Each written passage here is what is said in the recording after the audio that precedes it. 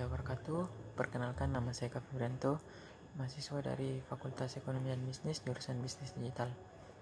Di sini saya akan menjelaskan beberapa materi terkait dengan final tugas mengantar bisnis digital.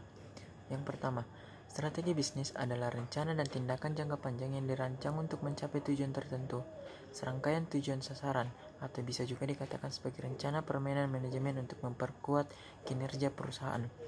Bisnis harus dilakukan untuk mencapai tujuan yang diinginkan tanpa strategi. Manajemen tidak memiliki peta jalan untuk memandu mereka. Berkat semakin canggihnya teknologi, kini strategi bisnis yang baik dibarengi dengan teknologi online yang kuat akan membantu Anda meningkatkan bisnis Anda.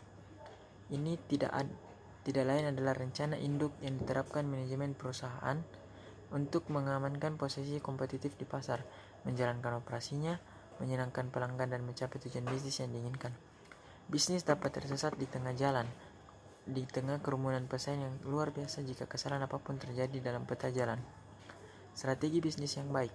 Strategi bisnis yang baik adalah strategi yang dapat membawa bisnis menjadi lebih baik, berkembang, dan berhasil mencapai tujuan. Untuk pebisnis baru, analisis SWOT bisa menjadi titik awal yang baik. Ini membantu Anda untuk memahami apa kekuatan dan kelemahan bisnis Anda, peluang yang dapat Anda manfaatkan, dan ancaman yang akan Anda hadapi. Dalam strategi bisnis digital, ada beberapa poin yang menjadi perhatian poin tersebut, diantaranya 1. Pemasaran. Dalam sebuah bisnis atau usaha, pemasaran tentunya sangat dibutuhkan. Kegiatan pemasaran merupakan kegiatan dilakukan oleh sebuah perusahaan bisnis dalam mempromosikan produk atau jasa yang mereka miliki. Kedua, digital marketing. Digital marketing adalah proses pemasaran atau tentunya juga yang harus menargetkan kepada siapa, usia berapa, kelas apa, agama apa, dan umur berapa produk tersebut ditujukan. Yang ketiga, service excellence. Service excellence sangatlah penting dalam sebuah pemasaran atau strategi pemasaran. Dengan service yang baik, dapat membuat konsumen nyaman dan akan datang kembali pada toko atau usaha kita. Yang keempat, inovasi. Dalam melakukan pemasaran, tentunya diperlukan inovasi. Inovasi baru contoh seperti meningkatkan kreativitas, dalam membuat konten kreativitas, dalam membuat konten, contohnya membuat kuis berhadiah atau giveaway, dan menjadikan undian, dan sebagainya. Soal yang kedua, apa yang Anda ketahui dari materi The Concept and Frameworks of Business Digital Models? Ada 3 model bisnis digital yang sering digunakan, yaitu model business to business atau B2B. Model bisnis digital ini dapat memfokuskan diri pada penyediaan produk, barang, dan jasa dari satu bisnis ke bisnis lainnya. Bisnis model ini merupakan bisnis paling sering ditemukan dalam supply chain sebuah produk akhir, misalnya sebuah laptop sebagai produknya untuk dipasarkan. Maka bisnis model B2B akan menyediakan berbagai perangkat material yang bisa digunakan untuk membuat laptop tersebut. Karakteristik B2B, antar organisasi, nilai yang dilibatkan lebih besar, hubungan yang kuat dan berkelanjutan, pemberian kredit oleh penjual kepada pelanggan, yang terakhir lebih kompleks. Yang kedua, model business to consumer adalah model bisnis yang menggambarkan kegiatan bisnis melayani konsumen dengan produk dan jasa.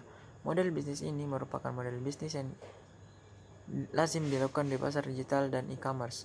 Karakteristik B2C yang pertama, antar organisasi dengan perorangan, nilai uang yang dilibatkan lebih kecil, transaksi tidak sering terjadi, relatif sederhana, informasi disebarkan secara umum, pelayanan diberikan bersifat umum sehingga banyak digunakan oleh masyarakat.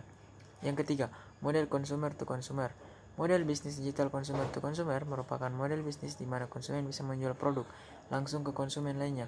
Konsumen biasanya akan mengurangi marketplace untuk menawarkan barangnya kepada konsumen lainnya. Konsumen biasanya akan mengunjunginya. Contoh nyatanya dapat kita menikmati melalui platform Tokopedia, Shopee, Instagram, dan OLX. Kelebihan, yang pertama, lebih praktis dalam penerapannya, menghemat anggaran, penjual dapat memperluas jaringan ataupun pasar.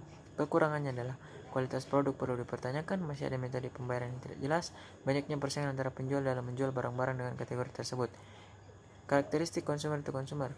Yang pertama, pada lingkup konsumen ke konsumen bersifat khusus karena transaksi yang dilakukan hanya antar konsumen saja.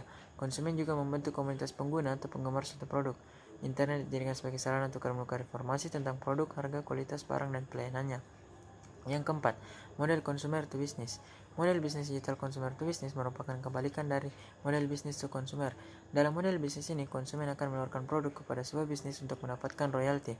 Contoh platformnya yakni isekfoto.com yang menyediakan media bagi para fotografer yang divideo untuk mendapatkan royalti apabila menggunakan fotonya. Soal yang ketiga, apa yang Anda ketahui dari materi lingkungan makro dan mikro bisnis? Lingkungan makro. Pemasaran terdiri dari pelaku atau pihak yang dekat dengan perusahaan dan mempengaruhi secara langsung kemampuan perusahaan untuk melayani pelanggan. Yang kedua, lingkungan mikro terdiri dari perusahaan pemasok, perantara, pelanggan, pesaing, dan publik. 1. Perusahaan. Dalam merancang rencana pemasaran, manajemen pemasaran membutuhkan kelompok lain dalam perusahaan dan mereka harus bekerja sama secara harmonis untuk memberikan nilai superior dan kepuasan pelanggan. Kedua, pemasok. Pemasok adalah pihak luar yang memberikan pasokan atau sumber orang, uang, dan metode dalam rangka melayani konsumen. Perlu dihindarkan kelangkaan sumber daya dan kekurangan. Yang ketiga, perantaran pemasaran. Perantara pemasaran adalah perantara pihak yang membantu perusahaan mempromosikan, menjual, dan mendistribusikan barang-barang ke pembeli akhir. Posisi perantara pemasaran akan berada antara pemasaran dan konsumen akhir. Perusahaan yang memanfaatkan pemasaran antara lain sangat dipengaruhi kinerja oleh perantara tersebut dalam melayani konsumen.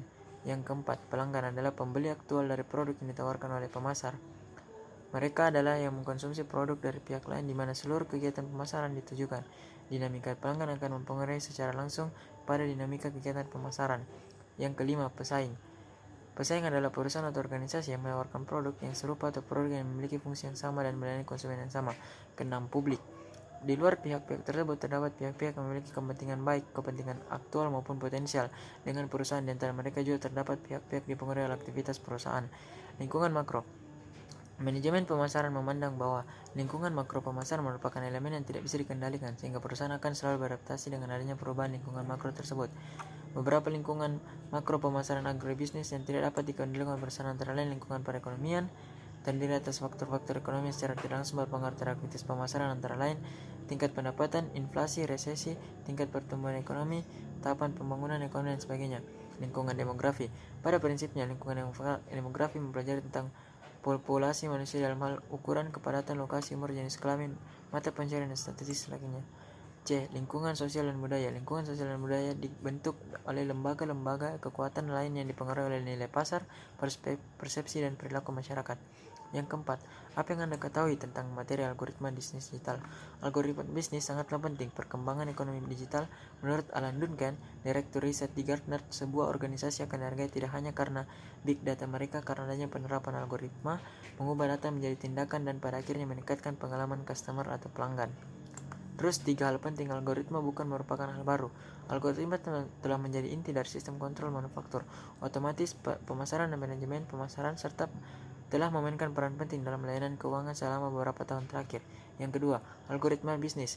Berbeda dengan bisnis intelligence atau BI berfokus pada analisis data untuk menggambarkan dan memahami peristiwa sebelumnya, idealnya dengan tujuan memprediksi peluang dan tantangan di masa depan.